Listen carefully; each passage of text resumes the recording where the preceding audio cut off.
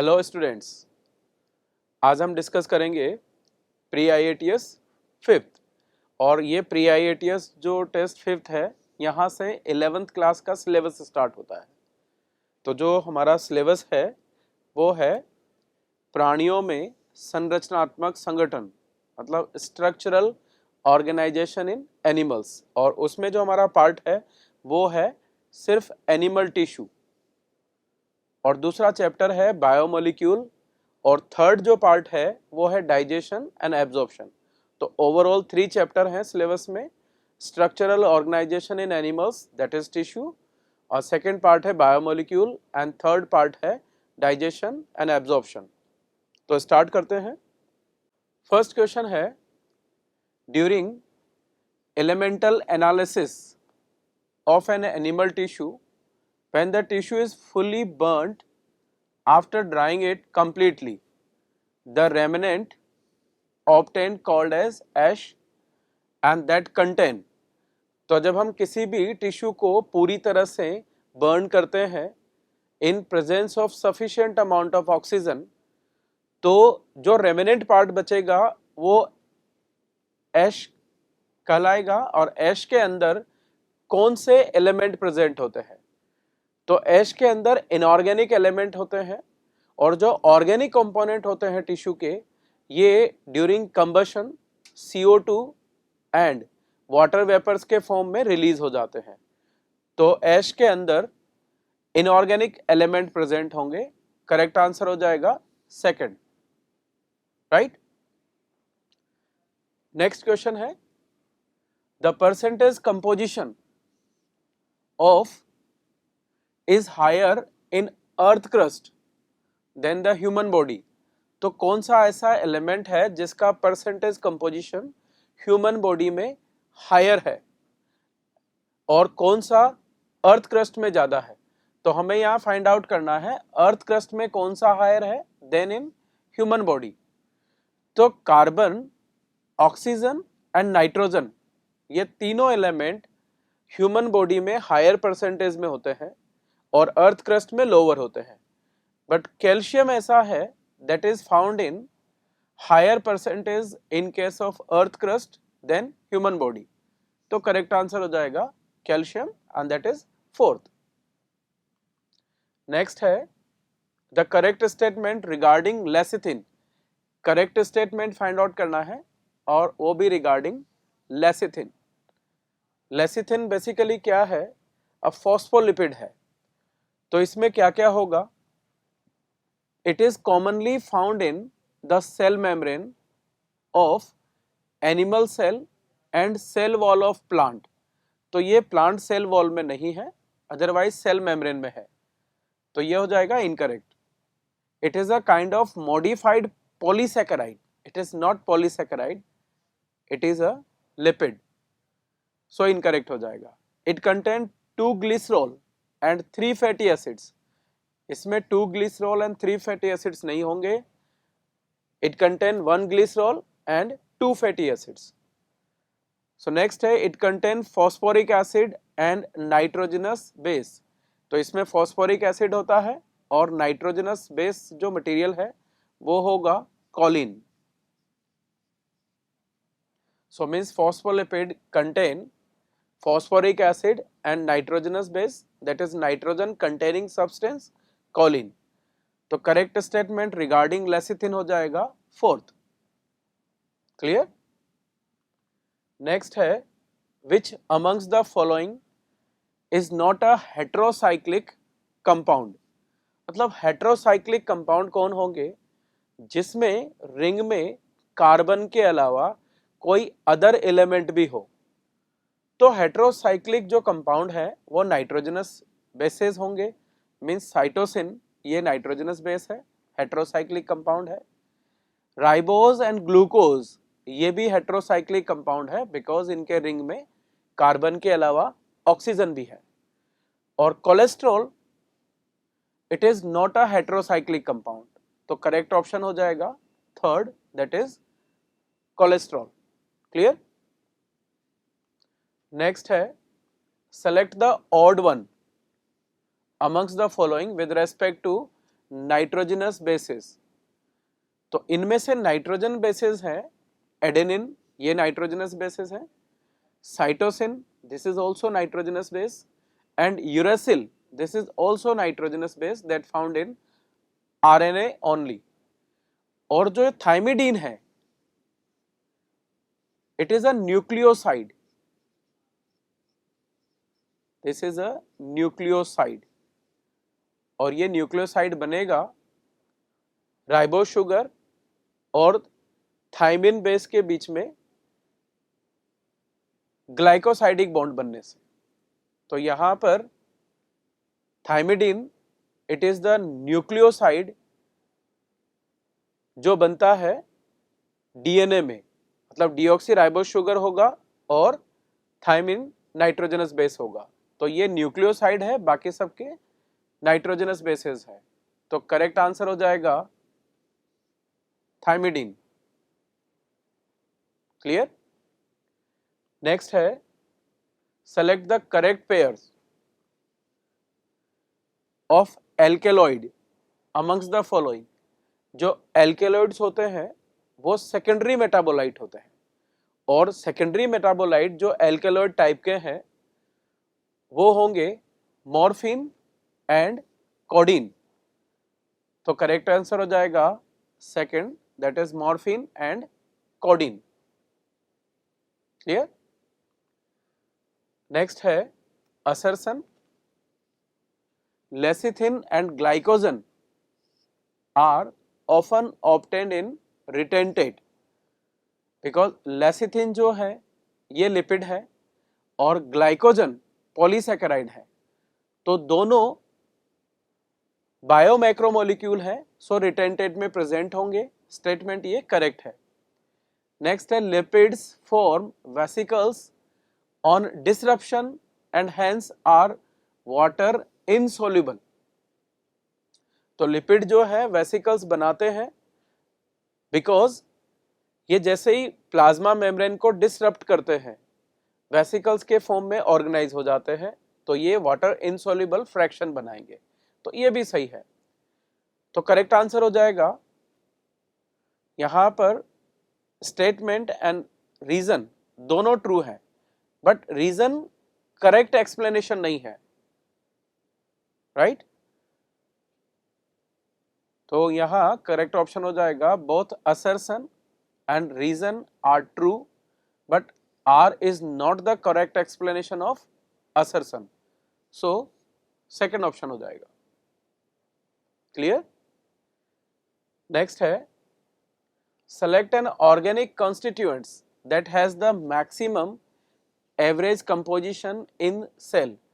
तो पूछा गया है ऑर्गेनिक कॉन्स्टिट्यूएंट्स, अदरवाइज मैक्सिमम जो अमाउंट में मिलेगा वो वाटर होगा, बट ऑर्गेनिक पूछा है, तो organic constituent that has maximum average composition in cell, it is protein, जिसका अमाउंट होगा 10 to 15% and that is highest, so correct option हो जाएगा third। which of the following is not true regarding bones?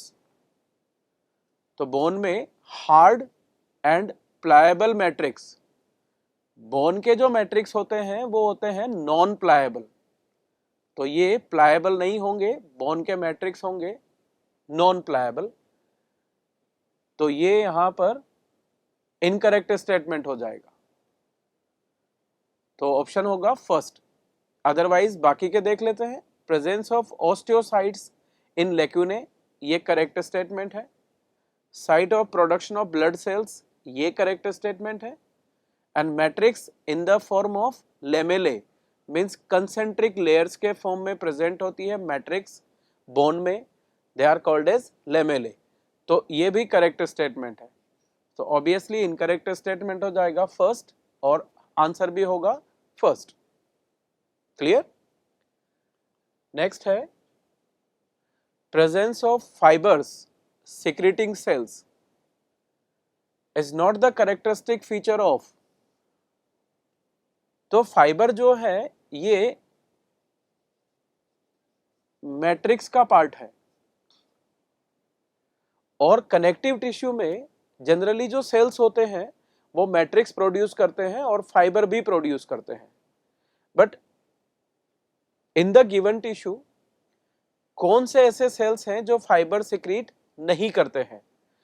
तो cartilage में भी fibre और matrix cell secrete करेंगे, bones में भी, इवन लिगामेंट में भी, पर ब्लड में जो ब्लड सेल्स होती हैं वो फाइबर सिक्रीट नहीं करते हैं।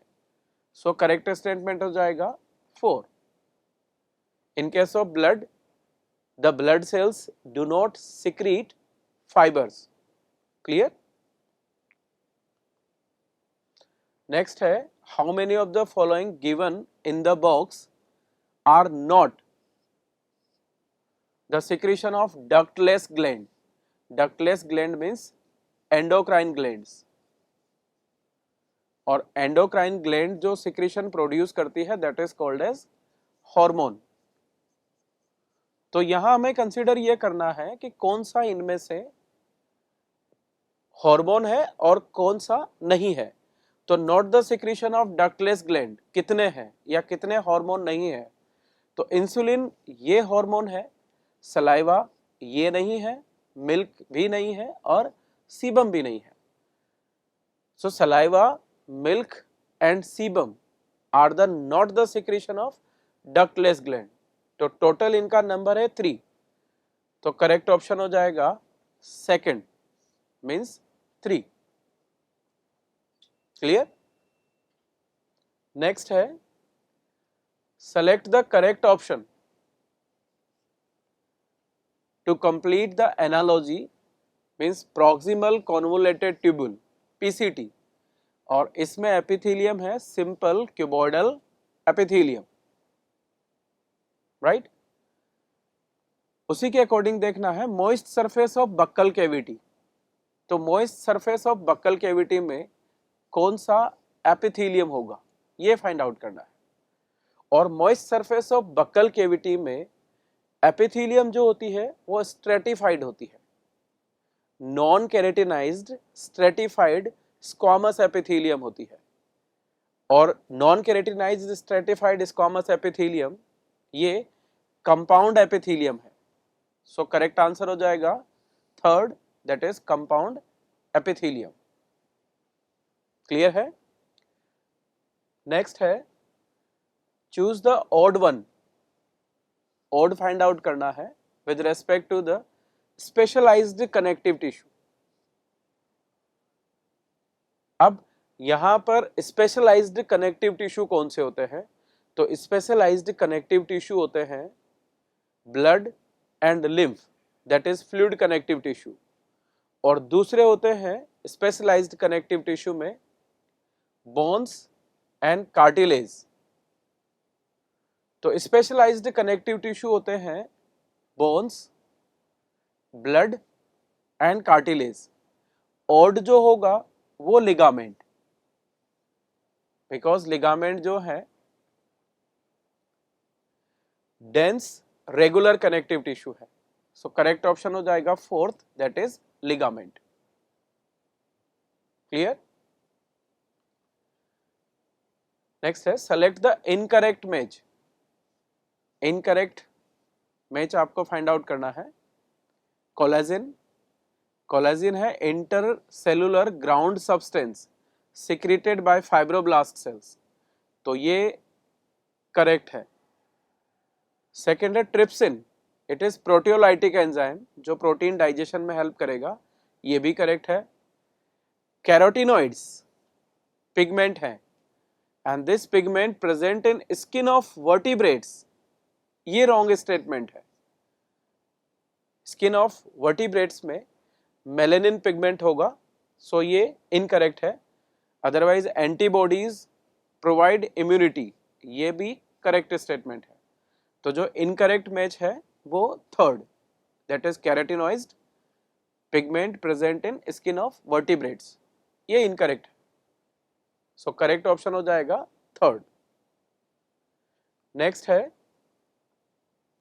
which of the following polysaccharide is a storehouse of energy in animal tissue? Clear? तो एनिमल्स में जो रिजर्व फूड है, जो एनर्जी प्रोड्यूस करेगा, वो हो जाएगा ग्लाइकोजन। तो store house of energy in case of animal tissue it is glycogen, और प्लांट के केस में होगा स्टार्च। पर यहां हमारा करेक्ट ऑप्शन हो जाएगा glycogen, that is first. Next, the process of conversion of complex food substance into simple and absorbable form. तो जो कॉम्प्लेक्स फूड है, अगर उसको सिंपल और एब्जॉर्बेबल फॉर्म में कन्वर्ट करते हैं तो प्रोसेस को कहेंगे डाइजेशन। सो करेक्ट आंसर हो जाएगा second, that is digestion. Because food का डाइजेशन करने का जो पर्पज है, जो कॉम्प्लेक्स फूड हमने ऑब्टेन किया है उसको एब्जॉर्बेबल फॉर्म में कन्वर्ट करना, और the process is called as digestion. So correct option हो जाएगा सेकंड। नाउ नेक्स्ट है, cartilaginous flap prevents the entry of food into the trachea during swallowing the food. Now this cartilaginous structure is called as, so trachea का जो opening है that is called as glottis, या यूं कहें कि लैरिंग्स की जो ओपनिंग है वो है ग्लोटिस, और ग्लोटिस को क्लोज करने के लिए एक कार्टिलेजिनस फ्लैप लाइक स्ट्रक्चर होता है दैट इज एपिग्लोटिस, जो कि इलास्टिक कार्टिलेज का बना हुआ है। तो करेक्ट आंसर हो जाएगा second, epiglottis. It prevent the entry of food particles in trachea. Next है, match the column 1 with the column second and select the correct option। तो पहले कॉलम मैच करके देख लेते हैं।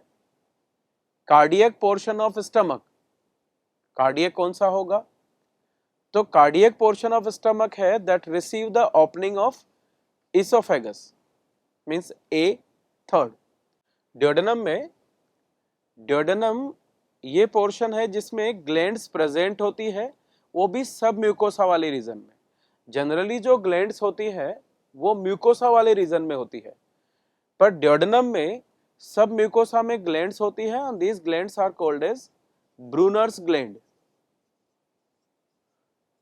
called as Brunner's glands that produce mucus for lubrications of food।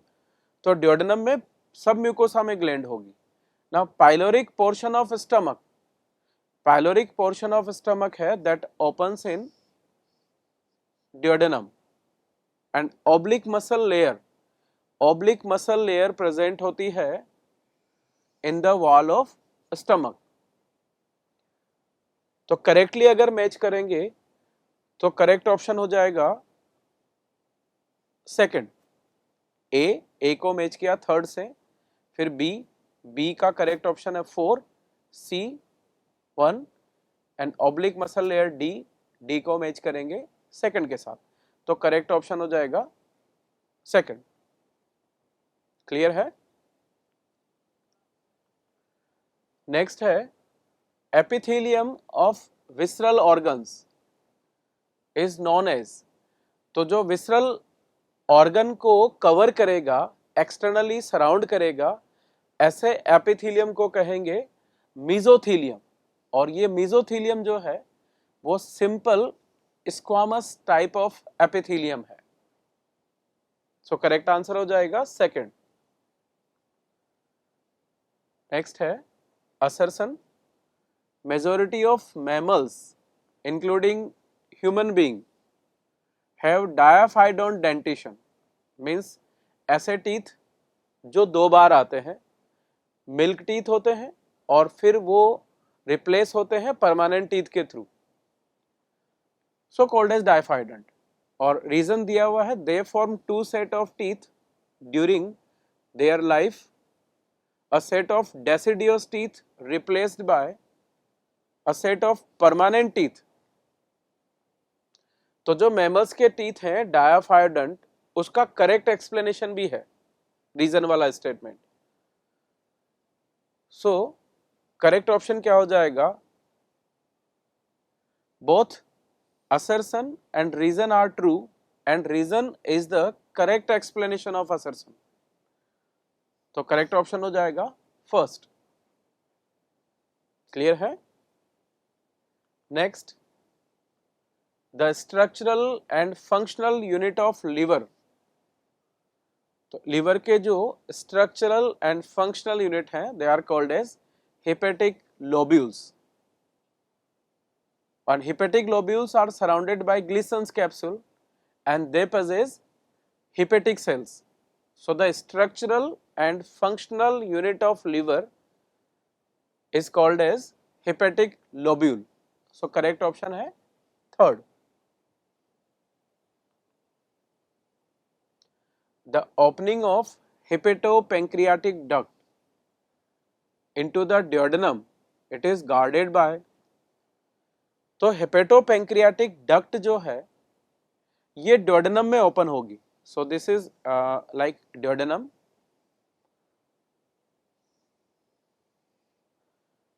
और यहां open होती है हेपेटोपेंक्रियाटिक डक्ट, और हेपेटोपेंक्रियाटिक डक्ट बनती है common bile duct and pancreatic duct के यूनियन से। तो यहां ये पैंक्रियाटिक डक्ट और ये कॉमन बाइल डक्ट दोनों मिलके बनाएंगे हेपेटोपेंक्रियाटिक डक्ट।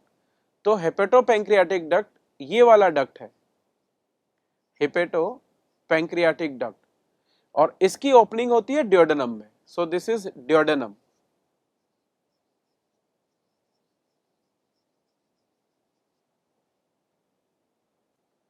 और हेपेटोपेंक्रियाटिक डक्ट के ओपनिंग को गार्ड करते हैं यहां स्फिंक्टर होंगे, and that sphincter is called as sphincter of ODI.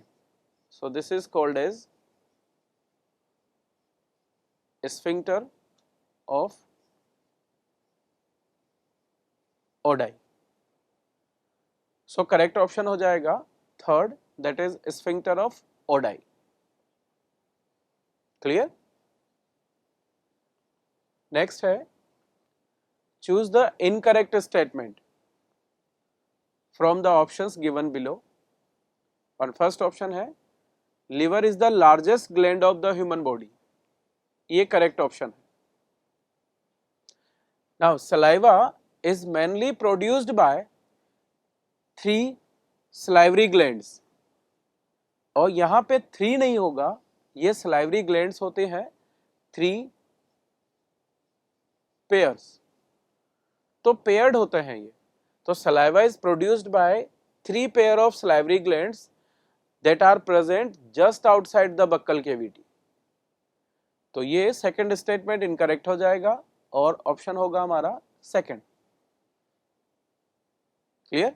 Otherwise ये देख लेते हैं, pancreas is a compound elongated organ situated between the limb of C shaped duodenum, ये स्टेटमेंट करेक्ट है। Buccal cavity perform mastication of food and facilitation of swallowing, तो ये भी correct statement है। तो इनकरेक्ट स्टेटमेंट हो जाएगा second, because salivary glands are paired. Next है, which of the following hydrolytic reaction does not occur in duodenum of the small intestine. तो जो हाइड्रोलाइटिक रिएक्शन में डाइजेशन है वो ड्योडेनम में कौन सा प्रोसेस नहीं होता है? तो फर्स्ट स्टेप है प्रोटीन, इस पे पेप्सिन एक्ट करेगा और इसको प्रोटियोसेस एंड पेप्टोन्स में कन्वर्ट करेंगे। तो ये जो प्रोसेस होता है ये होता है स्टमक में। Digestion of protein by pepsin occur in stomach, not in duodenum. Clear? दूसरा है डाइपेप्टाइडेज, ये एंजाइम डाइजेस्ट करेगा डाइपेप्टाइड्स को इनटू अमीनो एसिड, ये होगा ड्योडेनम में, मीन्स इन स्मॉल इंटेस्टाइन में। न्यूक्लिक एसिड न्यूक्लियसेस इसको डाइजेस्ट करेगा न्यूक्लियोटाइड्स में, ये भी होगा ड्यूडेनम में। सुक्रोज इस पे एक्ट करेगा सुक्रेज एंजाइम और डाइजेस्ट करेगा ग्लूकोज एंड फ्रक्टोज में। This reaction also occur in duodenum. तो हमें फाइंड आउट करना था which of the following is not occur in duodenum. तो करेक्ट ऑप्शन हो जाएगा first, because the digestion of protein by pepsin occur in stomach. Clear? Next है the secretion of pancreas and liver are released into duodenum of small intestine। ये correct statement है। Reason, the bile duct and the pancreatic duct open together into the duodenum as the common hepatopancreatic duct। तो ये भी correct statement है। Even ये correctly explain भी करता है असर्शन को। तो असर्शन भी सही है, रीजन भी करेक्ट है और रीजन असर्शन को करेक्टली एक्सप्लेन भी कर रहा है। तो फर्स्ट ऑप्शन हो जाएगा, that is both assertion and reason are true and reason is the correct explanation of assertion A. So correct option है first. Clear? Now next, the process not involved in the absorption of glucose and amino acids in intestine। तो glucose and amino acid simple diffusion के through भी absorb होते हैं, even facilitated transport के through भी absorb होते हैं and active transport के थ्रू भी एब्जॉर्ब होते हैं। Glucose and amino acid not absorb through osmosis. तो करेक्ट आंसर हो जाएगा सेकंड। क्लियर? नेक्स्ट है egestion of faeces to the outside through the anal opening is carried out by mass peristalsis and this movement is called as. तो egestion के लिए जो movement होगा या जो प्रोसेस होगा that is called as defecation. So correct answer हो जाएगा first, defecation. Next, the food mixed with acidic gastric juice in stomach is called as. तो स्टमक में जो भी कंटेंट होता है वो एसिडिक होगा और उसको कलेक्टिवली कहेंगे काइम। तो करेक्ट ऑप्शन हो जाएगा second, that is chyme. Next, simultaneous deficiency of protein and calories in infants less than 1 year of age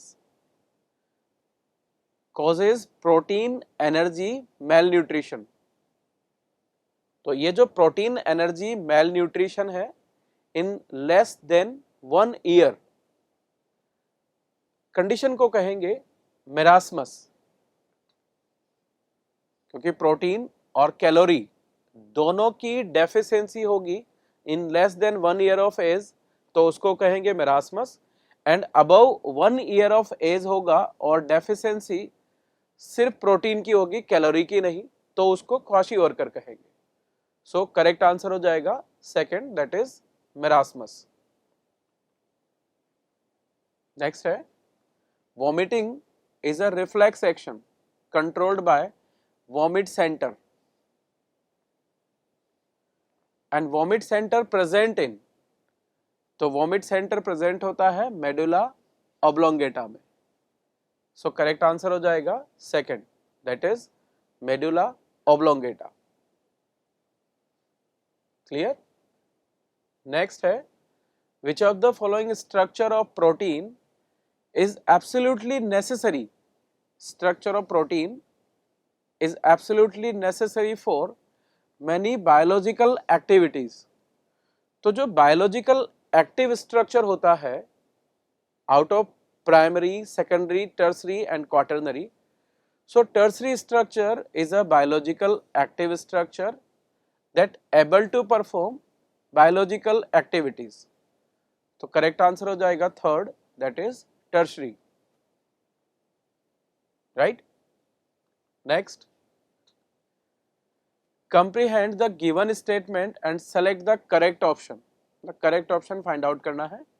Statement है A, active site of an enzyme is the pocket formed due to folding of backbone of secondary structure of protein. तो जो enzyme में active site बनती है that is not due to the folding of secondary structure, it is due to the folding of tertiary structure. तो यहां पे correct होना चाहिए था फोल्डिंग ऑफ टर्सरी स्ट्रक्चर. तो ये स्टेटमेंट रॉन्ग हो जाएगा. देन स्टेटमेंट बी है Watson and Crick model is one of the secondary structure. ये करेक्ट है. of deoxyribose containing nucleic acid.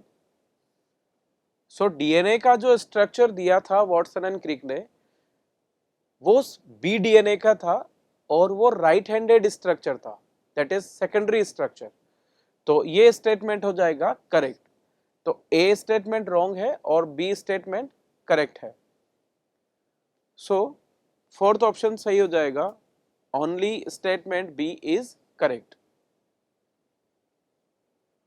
Clear. Next है an enzyme X acts on the peptide bond of a dipeptides and split into the monomers. The enzyme commission number of X, तो X को enzyme commission के according 4 digital code में represent करते हैं 3, 4, 11 and 4 and this belongs to the category. तो जब भी enzyme commission के अकॉर्डिंग हम किसी एंजाइम को 4 डिजिटल कोड में रिप्रेजेंट करते हैं तो जो उसका फर्स्ट डिजिट है ये फर्स्ट डिजिट एंजाइम के क्लास को रिप्रेजेंट करता है. तो हमारे क्वेश्चन में फर्स्ट डिजिट है third, means this enzyme belongs to the third class और थर्ड क्लास होती है hydrolases. So correct answer will be third, that is hydrolases. Clear. Next है which amongst the following is catabolic pathway. तो metabolic pathway 2 type के होते हैं. Means अगर हम मेटाबॉलिक पाथवे की बात करें तो जो मेटाबॉलिक पाथवे होते हैं ये 2 टाइप के होते हैं, एनाबॉलिक और दूसरे होते हैं कैटाबॉलिक. एनाबॉलिक में सिंथेसिस होती है तो जो सिंपल सबस्ट्रेट होंगे उससे कॉम्प्लेक्स प्रोडक्ट बनता है, ये है एनाबॉलिक पाथवे. और कैटाबॉलिक में जो कॉम्प्लेक्स सबस्ट्रेट होते हैं ये ब्रेक डाउन होते हैं और सिंपल प्रोडक्ट बनाते हैं.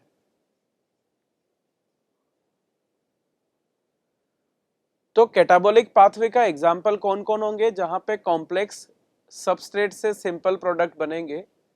फर्स्ट है formation of cholesterol from acetic acid. तो एसिटिक एसिड सिंपल है और कोलेस्ट्रॉल कॉम्प्लेक्स है, तो कॉम्प्लेक्स कोलेस्ट्रॉल बन रहा है तो ये एनाबॉलिक पाथवे है. ये होगा एग्जाम्पल एनाबॉलिक पाथवे का. ग्लाइकोलिसिस पाथवे, ग्लाइकोलिसिस में ग्लूकोज ब्रेक डाउन होगा इनटू पायरुविक एसिड. 10 स्टेप का ये पूरा पाथवे है जिसमें glucose 2 molecule of pyruvic acid में कन्वर्ट होगा. इसका मतलब ग्लूकोज कॉम्प्लेक्स है जो कि सिंपलर में कन्वर्ट हो रहा है, तो कॉम्प्लेक्स सिंपल में कन्वर्ट होगा. ये वाला पाथवे है कैटाबॉलिक पाथवे. तो करेक्ट आंसर हो जाएगा second, that is glycolysis pathway, that is example of catabolic pathway. Otherwise third में देखते हैं assembly of protein from amino acid. Protein complex है और अमीनो एसिड जो कि सिंपल है ये ऑर्गेनाइज होकर के प्रोटीन बनाएंगे, तो ये हो जाएगा anabolic pathway. And synthesis of starch in plant, तो स्टार्च जो है ये कॉम्प्लेक्स है जो कि ग्लूकोज से बनेगा, तो synthesis of starch in plant ये भी एनाबॉलिक पाथवे है। तो कैटाबॉलिक पाथवे हो जाएगा ग्लाइकोलिसिस पाथवे और करेक्ट ऑप्शन हो जाएगा second. Clear? Next, the sequence of amino acid in polypeptide chain is provided by amino acid. Sequence of amino acid को अगर हम किसी पॉलीपेप्टाइड में इजीली डायग्नोस कर सकते हैं या फाइंड आउट कर सकते हैं तो वो स्ट्रक्चर होगा प्राइमरी स्ट्रक्चर, बिकॉज ये सबसे सिंपल है और इसी में ही हम अमीनो एसिड के सीक्वेंस को इजीली आइडेंटिफाई कर सकते हैं, कौन सा फर्स्ट अमीनो एसिड है, कौन सा सेकंड है या कौन सा उसके बाद आएगा। तो सीक्वेंस ऑफ अमीनो एसिड को इजीली आइडेंटिफाई कर सकते हैं प्राइमरी स्ट्रक्चर में, हेंस करेक्ट आंसर हो जाएगा फर्स्ट। नेक्स्ट असर्शन है malonate inhibits the activity of succinic dehydrogenase enzyme. तो ये करेक्ट स्टेटमेंट है बिकॉज मेलोनेट जो है वो कॉम्पिटिटिव इनहिबिटर है, तो असर्शन सही है। Next, malonate closely resembles the enzyme in the structure, ये गलत है क्योंकि मेलोनेट एंजाइम से स्ट्रक्चरली रिजेंबल नहीं करता है, तो रीजन हो जाएगा इनकरेक्ट स्टेटमेंट। राइट, तो करेक्ट ऑप्शन क्या हो जाएगा? Only assertion is true but reason is false, correct statement हो जाएगा third. Right, next select the incorrect statement. Statement देखते हैं, Km is the substrate concentration at which Vmax by 2 is achieved। तो बिल्कुल सही है, Km क्या हो जाएगा? माइकलिस कांस्टेंट है और ये होता है सबस्ट्रेट कंसंट्रेशन जिस पर मैक्सिमम वेलोसिटी का हाफ अमाउंट ऑब्टेन होता है या Vmax by 2 अचीव होता है, तो ये स्टेटमेंट हो जाएगा करेक्ट। नेक्स्ट है high temperature up to 80 to 90 degree Celsius destroy the activity of thermophilic enzyme. तो जो थर्मोफिलिक एंजाइम होते हैं ये ऐसे ऑर्गेनिज्म में मिलेंगे जो हाई टेम्परेचर पे सरवाइव करते हैं और थर्मोफिलिक एंजाइम की एक्टिविटी 80 to 90 डिग्री पर डिस्ट्रॉय नहीं होती है, जबकि दूसरे एंजाइम जो होते हैं उनकी एक्टिविटी डिस्ट्रॉय हो जाती है, तो ये हो जाएगा इनकरेक्ट स्टेटमेंट। नेक्स्ट है competitive inhibitors are often used in the control of bacterial pathogen, ये स्टेटमेंट सही है। Proteinaceous enzyme exhibit substrate specificity, तो ये भी सही है, तो इनकरेक्ट स्टेटमेंट हो जाएगा सेकंड और हमारा करेक्ट आंसर भी होगा सेकंड। सो करेक्ट ऑप्शन है second, that is high temperature up to 80 to 90 degree Celsius destroy the activity of thermophilic enzyme, ये इनकरेक्ट स्टेटमेंट है। Next, consider the chemical equation given below, तो ये substrate है जिसमें carbon और carbon के बीच में सिंगल बॉन्ड है और फिर ये ब्रेक डाउन होगा तो एक प्रोडक्ट बनेगा AB और दूसरा ये कार्बन एंड कार्बन जिसमें डबल बॉन्ड है, मतलब प्रोडक्ट में डबल बॉन्ड फॉर्मेशन होता है या अनसेचुरेशन डेवलप हो रहा है। और इस तरीके का जो रिएक्शन है, जो एंजाइम कैटालाइज करते हैं इस तरह के रिएक्शन को, ये बिलोंग करते हैं फोर्थ क्लास से। So this type of enzyme belongs to the class that is fourth class, और फोर्थ क्लास होगा लाइएसेज। तो करेक्ट ऑप्शन हो जाएगा 4, that is lysis. Next, the first amino acid in polypeptide chain is called as N-terminal and the last amino acid is called as C-terminal amino acid. So the correct option blanks में क्या हो जाएगा? First amino acid is called as N-terminal and the last amino acid in a polypeptide is called as C-terminal. So correct option हो जाएगा third. Next, carbonic anhydrase catalyze the conversion of CO2 and H2O into carbonic acid and this increase the reaction rate by about. तो reaction होगा CO2 plus H2O और इससे बनेगा H2CO thrice. तो ये जो यहाँ एंजाइम हम यूज करेंगे कार्बनिक एनहाइड्रेज, ये इसके रिएक्शन रेट को 10 मिलियन टाइम इंक्रीज करता है। It increases by 10 million time. Without enzyme reaction के रेस्पेक्ट में जब कार्बनिक एनहाइड्रेज यहाँ पे एक्ट करेगा तो रेट ऑफ रिएक्शन को इंक्रीज करेगा by 10 million time and that is equals to 0.01 billion time. Hence the correct option हो जाएगा first. Consider the given statements. Formation of more than one altered structure state is not possible in between the stable substrate and product. तो ये wrong statement है because जब enzymatic activity होती है और substrate product में convert होगा तो पहले बनेगा enzyme substrate complex, फिर बनेगा enzyme product complex and finally बनेगा product. तो more than one altered structural state आती है between the substrate and product, तो ये incorrect statement हो जाएगा. If energy level of product is at lower level than substrate, it means one has to supply energy in order to form the product. अब अगर हमें किसी भी situation में सबस्ट्रेट को प्रोडक्ट में कन्वर्ट करना है तो एक्टिवेशन एनर्जी देनी होती है, means external supply of energy, और ये इस पे डिपेंड नहीं करता कि प्रोडक्ट का एनर्जी लेवल सबस्ट्रेट के रेस्पेक्ट में कम है या ज्यादा है. तो ये स्टेटमेंट हो जाएगा, दिस स्टेटमेंट ये हो जाएगा wrong. Now enzyme bring down the energy barrier making the transition of substrate to product more easy.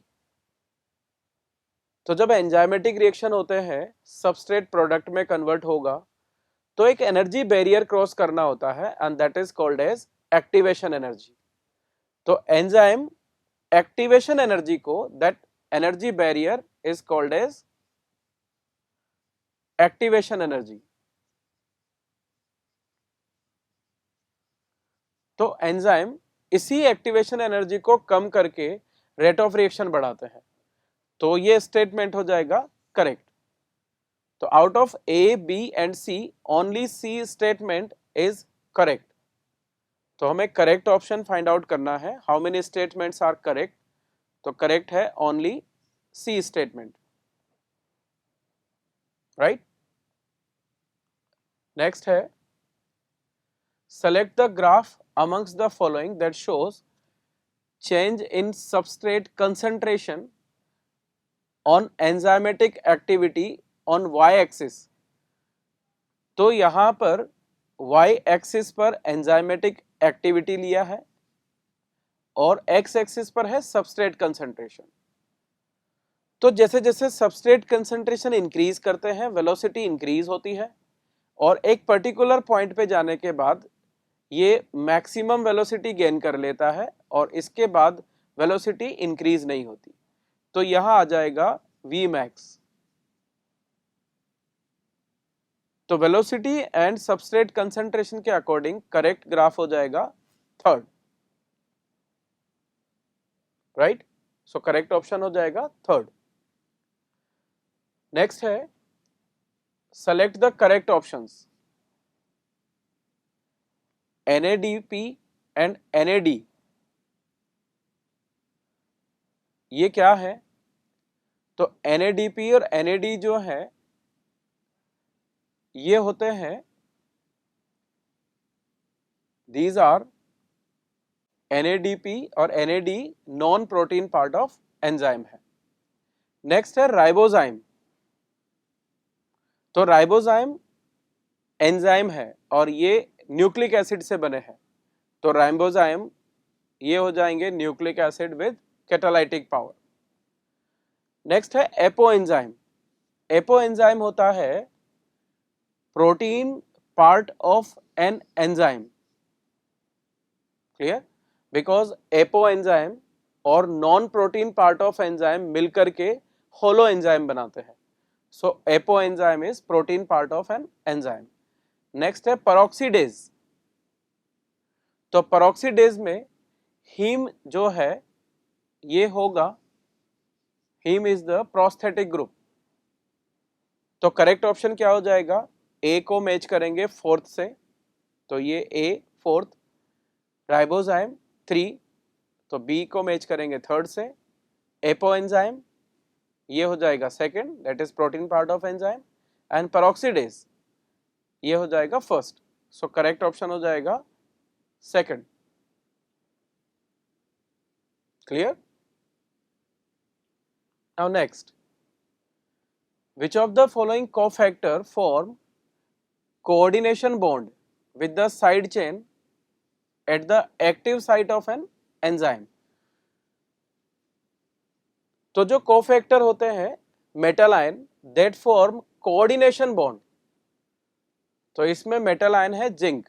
So correct answer हो जाएगा third, that is zinc. Next, the rise पर बेस पेयर इन अ BDNA। जो Watson and क्रिक ने double stranded helical model of DNA दिया था वो BDNA पर base था, और इसमें एक सिंगल हेलिक्स जो है, और you can say pitch of DNA,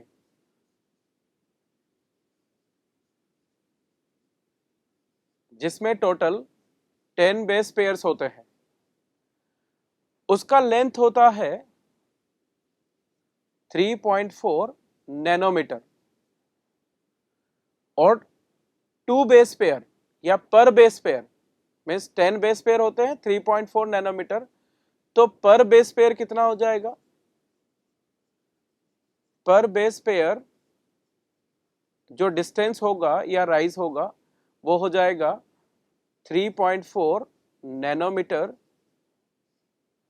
divided by 10, और वैल्यू आ जाएगी 0.34 नैनोमीटर। तो पर बेस पेयर राइज होगा 0.34 नैनोमीटर। क्लियर है? सो this is complete explanation of AIATS 5th। Clear? और यही जो भी पूरा हमारा क्वेश्चन पेपर है ये आगे फाइनल AITS में भी सिमिलर सिलेबस रिपीट होगा, राइट? Thank you.